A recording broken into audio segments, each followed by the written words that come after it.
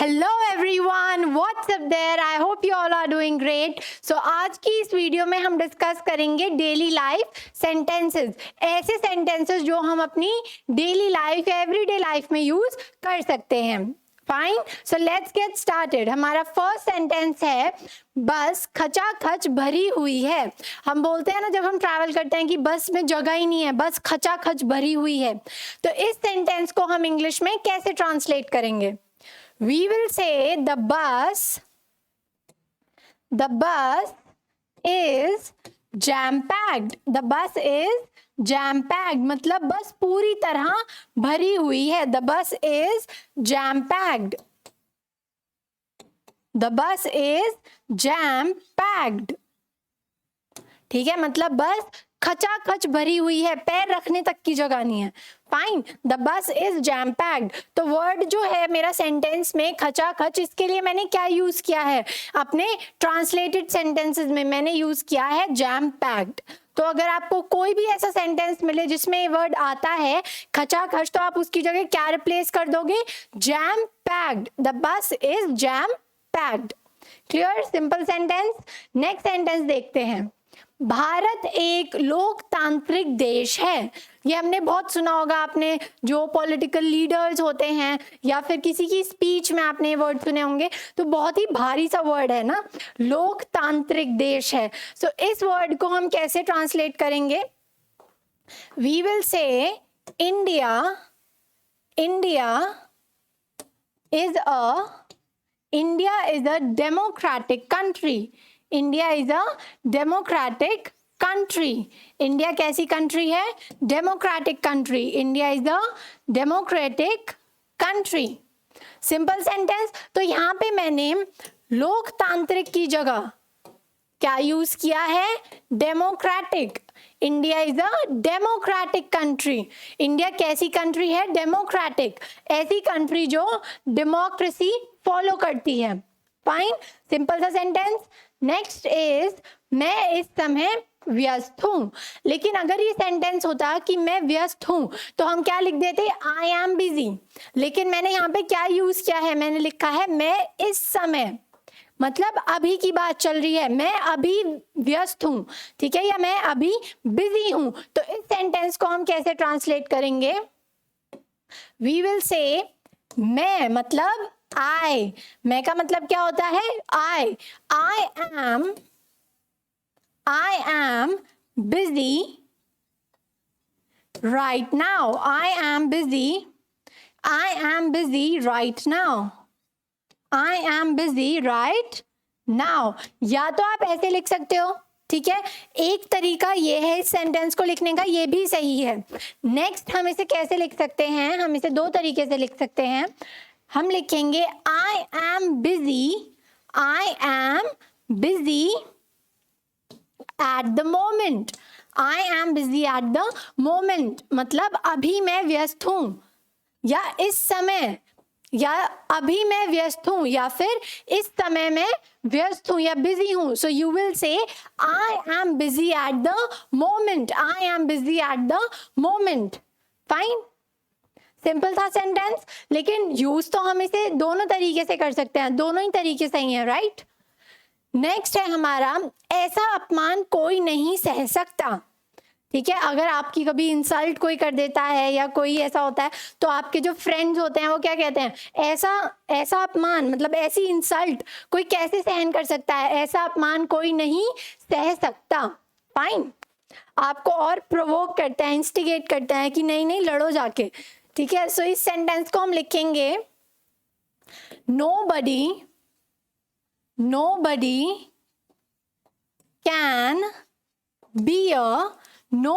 can bear such an insult.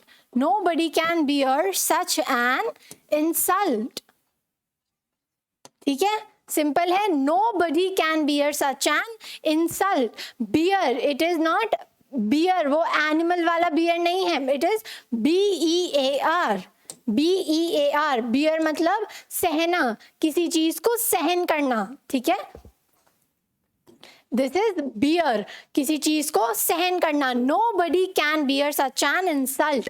ऐसी, such an word मैंने क्यों यूज किया, क्योंकि यहाँ पे क्या लिखा है, ऐसा अपमान, ठीक है, तो सच एन इसलिए मैंने लगाया है क्योंकि यहाँ पे सेंटेंस में ऐसा दिया हुआ है, ठीक है, ऐसा वर्ड दिया हुआ है, इसीलिए मैंने यहाँ क्या यूज किया, सच एन, ऐसा अपमान, तो क्या लिखा, सच एन इंसल्ट, ठीक है, अपमान का मतलब क्या होता है, किसी की इंसल्ट करना, ठीक है, कोई नहीं सह सकता, तो सहने के लिए मैंने क्या वर्ड यूज किया है, बियर करना, किसी चीज को सहना। Simple, clear. नेक्स्ट सेंटेंस पे चलते हैं। नेक्स्ट सेंटेंस इज मैं दुविधा में हूं। अगर आपको किसी 2-3 चीजों में कोई चॉइस होती है, या मतलब ऐसी कभी भी आप किसी काइंड ऑफ ऐसी सिचुएशन में आ जाते हो कि आप कोई चीज डिसाइड नहीं कर पाते, राइट, तो आप क्या बोलते हो, मैं दुविधा में हूं, ठीक है, I am in a dilemma. इस सेंटेंस को हम कैसे लिखेंगे, वी विल राइट, मैं मतलब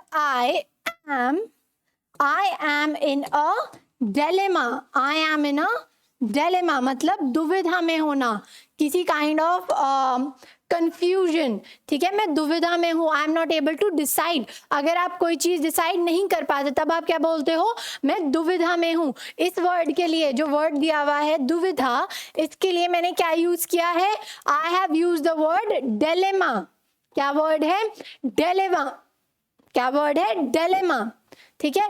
मेरे बाद आप बोलने का ट्राई किया करो, तभी आपकी इंग्लिश इंप्रूव हो पाएगी। Okay, the word is dilemma, मैं दुविधा में हूं, I am in a dilemma. Clear, simple. मुझ पर एहसान मत करो, मुझ पर एहसान मत करो, ठीक है। जब हमारी किसी से लड़ाई हो जाती है, मोस्टली एग्जाम्पल पता नहीं मेरे दिमाग में लड़ाई के क्यों आते हैं, लेकिन सेंटेंस ही ऐसा है। सो फॉर एग्जाम्पल हमारी किसी से लड़ाई हो गई, ठीक है, तो वो इंसान, आप बोलते हो कि कोई बात नहीं, let me help the person, कोई नहीं, चलो लड़ाई तो अपनी जगह है लेकिन उसकी हेल्प कर देता हूँ, तो वो इंसान आपको क्या बोलेगा, मुझ पर एहसान मत करो, मुझे तुम्हारी हेल्प की जरूरत नहीं है, राइट। तो इस सेंटेंस को हम कैसे लिखेंगे, वी विल राइट आई, या फिर do not favour me, do not favor me, do not favor me मतलब मुझ पर एहसान मत करो, do not favor me, ठीक है। एहसान करने का मतलब होता है किसी को फेवर करना, किसी पर फेवर करना, fine, do not favour me. And again वही ट्रिक, वही चीज बार बार काम आ रही है। सो आप ना side by side try to write it down. मैंने क्या बताया था, अगर हमारे सेंटेंस में मत वर्ड आता है, अगर सेंटेंस में मत वर्ड आता है तो हम अपना सेंटेंस डू नॉट से स्टार्ट करेंगे, हम अपना सेंटेंस डू नॉट से स्टार्ट करेंगे। सिंपल, क्लियर है। तो हमारे सेंटेंस में मत वर्ड आ रहा है एंड हमने अपना सेंटेंस डू नॉट से स्टार्ट किया है, फाइन, सिंपल। सो हमारा नेक्स्ट जो सेंटेंस है दैट इज मुझसे मत उलझो, ठीक है, मुझसे मत उलझो मतलब, या फिर आप बोल सकते हो मुझसे पंगे मत लो, ठीक है। आपस में फ्रेंड्स की लड़ाई होती है, फिर से लड़ाई हो गई, आपस में फ्रेंड्स की लड़ाई होती है तो आप क्या बोलते हो, मुझसे मत उलझो या मुझसे पंगे मत लेना, राइट। फिर सेंटेंस में हमारे मत आ रहा है, राइट, सेंटेंस में क्या वर्ड आया है, मत। तो ये सेंटेंस हम कैसे स्टार्ट करेंगे, we will write do not उलझो या पंगे लो के लिए वर्ड होता है mess, do not mess with me, do not mess with me, ठीक है। अगर आप बोलते हो मुझसे मत उलझो या मुझसे पंगे मत लो, तो आप कैसे लिखोगे sentence, do not mess with me, do not mess with me. Mess word मैंने यूज किया है उलझने के रिस्पेक्ट में, अगर कोई आपसे उलझता है तो वो आपसे मेस करता है, do not mess with me. Simple, यहां तक। आगे चलते हैं। Next sentence is, what is it, अच्छा ये समझदार है, समझदार को इशारा ही काफी है, ठीक है, इट इज समझदार, इंटेलिजेंट पर्सन, समझदार, समझदार को इशारा ही काफी है। ये हमने बहुत कॉमनली ये सेंटेंस यूज होता है जो हम डेली यूज करते हैं, ठीक है। तो इसे कैसे लिखेंगे, a word to wise, a word to wise is enough, a word to wise is enough. ठीक है, समझदार को इशारा ही काफी है. A word to wise is enough, a word to wise is enough. ठीक है, a word मतलब आप यहाँ पर और क्या यूज कर सकते हो. A word to wise is enough. Wise मतलब जो समझदार होता है, तो समझदार वर्ड के लिए मैंने क्या यूज किया है, मैंने यूज किया है वर्ड वाइज. ठीक है, समझदार के लिए मैंने यूज किया है वाइज. ठीक है, a word to wise is enough. Enough मतलब काफी है, इनफ मतलब काफी है. This is enough for me, this is काफी है. ठीक है, समझ रहे हो. A word to wise. अब मैं यहाँ पे क्या बोलना चाह रही हूँ, आई एम सेइंग यहाँ पर आप अ वर्ड की जगह हिंट भी लिख सकते हो. You can also write a hint to wise. You can also write a hint, HINT. A hint to wise is enough, a word to wise is enough. कोई सा भी सेंटेंस आप यूज कर सकते हो, it is up to you. दोनों sentence सही हैं. नेक्स्ट इज ओके फाइन, एक सेंटेंस और डिस्कस कर लेते हैं. दैट इज हम बोलते हैं ना कि अगर आप कहीं कैफेटेरिया में जाते हो, किसी के साथ कॉफ़ी पीने जा रहे हो, या कभी भी मतलब आपकी बात होती है किसी से कहीं पर भी, तो आप ये बोल सकते हो, अगर आप कॉफ़ी पे किसी के साथ गए हो एंड वहाँ पर आपकी लंबी बात चल रही है, तो आप क्या बोल सकते हो, कॉफी पर हमारी लंबी गपशप हुई. ठीक है, मतलब एक काइंड ऑफ गॉसिप हुई, आपने लंबी बात करी. तो इस सेंटेंस को हम कैसे लिखेंगे, we will write it, we had a long natter, we had a long natter.